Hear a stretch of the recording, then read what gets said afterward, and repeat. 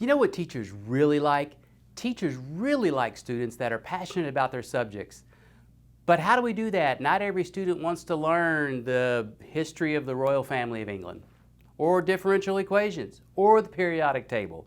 So that's a real challenge. Hi, I'm Richard Royster, Associate Principal at Lafayette High School. Today's video is about Genius Hour. We're going to see how one teacher in our building implements Genius Hour to ignite passion in her students. The goal is for students to find something that they are passionate in learning about, demonstrating about, and telling their peers about. So let's go check in with Ms. McPherson and see what Genius Hour is all about, and we're going to hear from some students about their Genius Hour project. I'm here with Ms. McPherson, and we are talking about her Genius Hour in her class. So Ms. McPherson, tell me a little bit about Genius Hour. What is Genius Hour?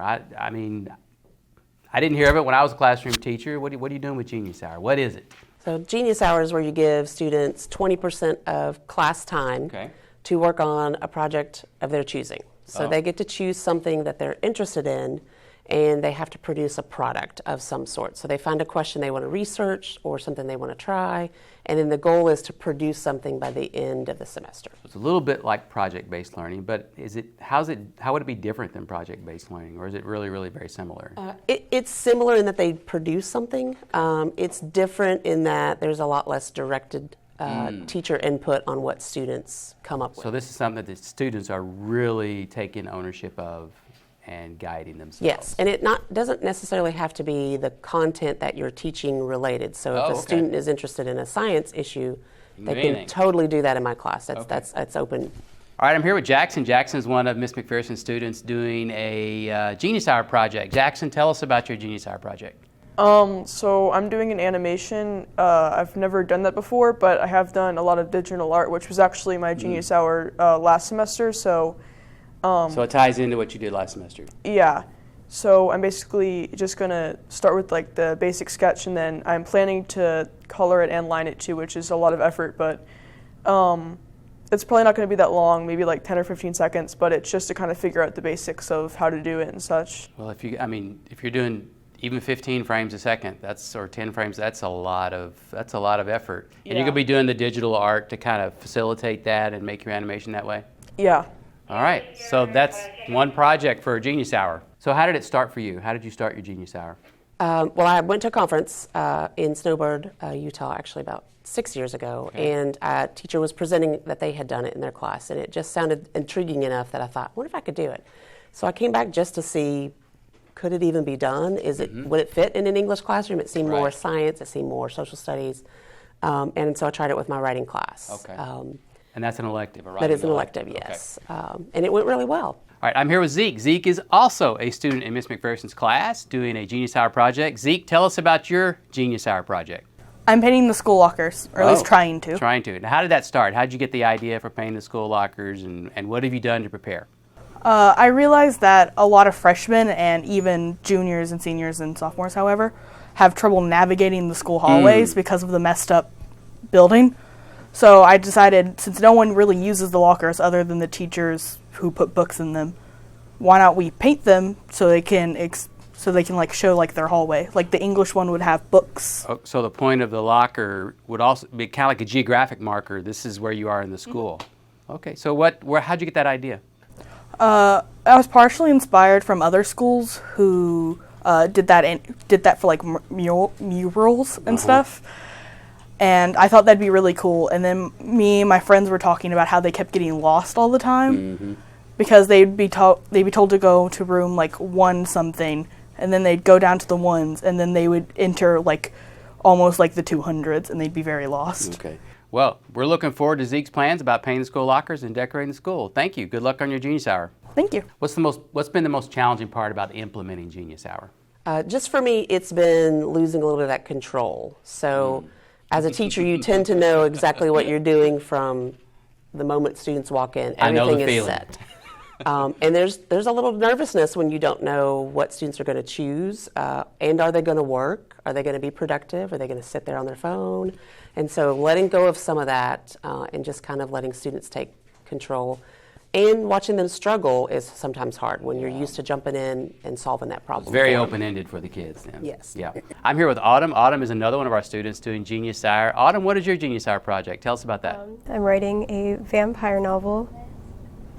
Is there a formula that you're trying to put together for your vampire novel? It's supposed to be comedy horror, but it's supposed to it's almost, I like stories to where you can't tell they're going to be scary until it's too late.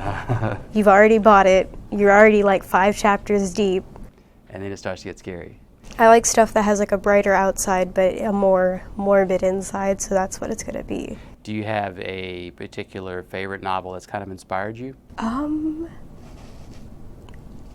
Or any vampire novel that you really like? Queen of the Damned by Anne Rice. Okay. Yeah, that's the love classic, that. isn't it? I love that novel. I Yeah. also love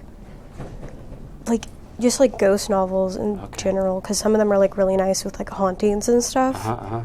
There's also like a manga horror artist like Junji Ito.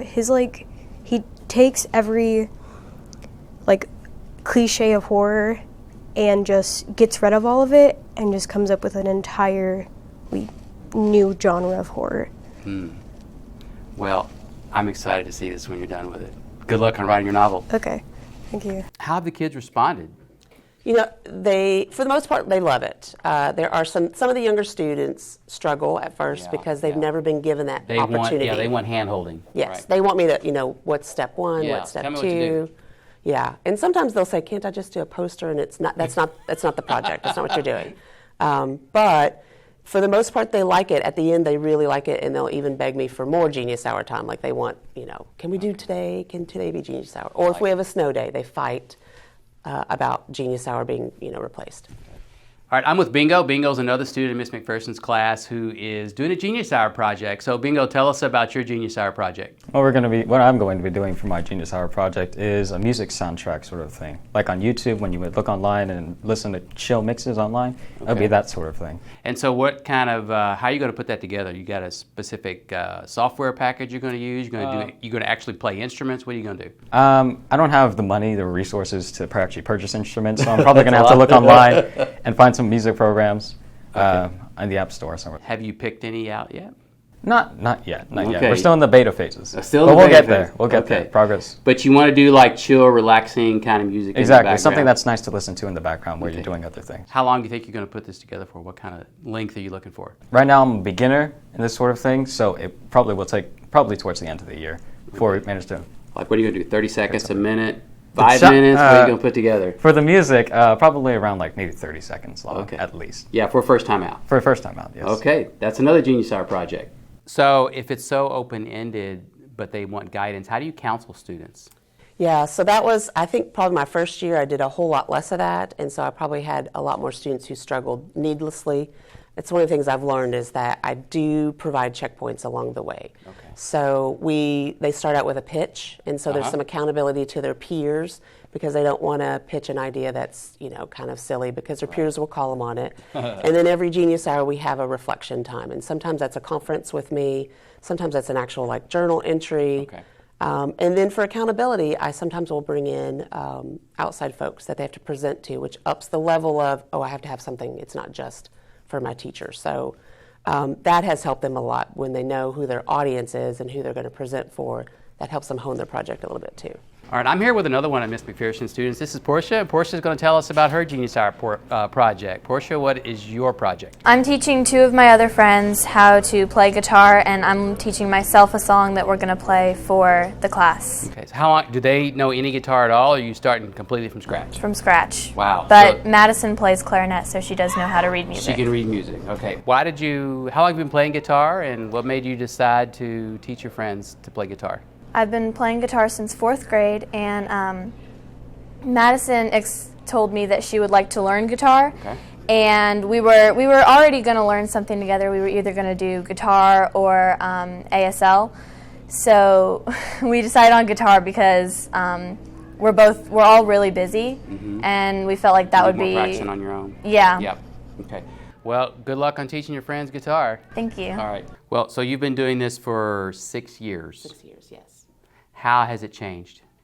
It's changed in, I've put more structures in, that's one thing. And it's changed in that students each year they kind of one up the next group. It's kind of interesting. So some of them have actually produced things that they've actually carried on to the next semester or later on become lifelong passions.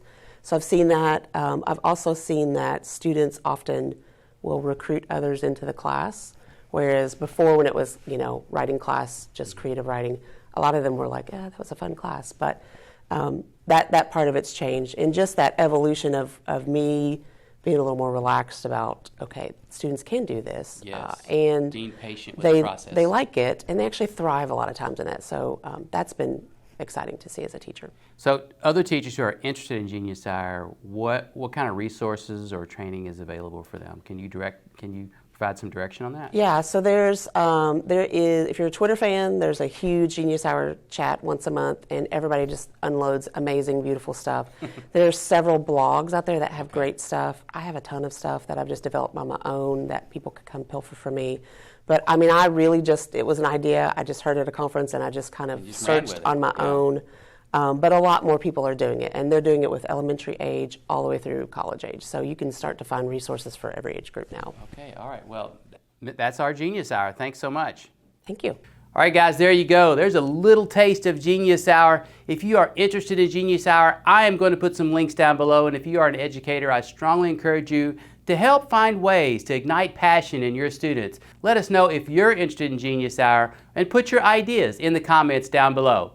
Thanks, guys. We will see you in the next video. There we go. The screaming from I know. Caesar. Et tu, Brute. All right.